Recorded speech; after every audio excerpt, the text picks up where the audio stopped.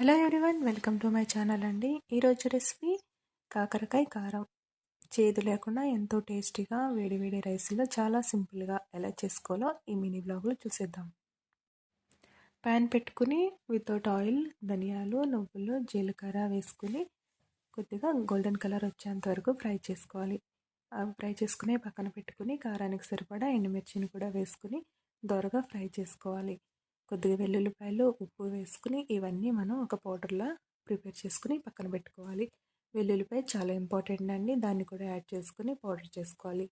తర్వాత అదే ప్యాన్లో ఆయిల్ వేసుకుని ఆయిల్ హీట్ అయిన తర్వాత కట్ చేసి పెట్టుకున్న కాకరకాయ ముక్కల్ని వేసుకుని క్రిస్పీగా ఉండేంత వరకు మనం డీప్ ఫ్రై చేసుకోవాలి.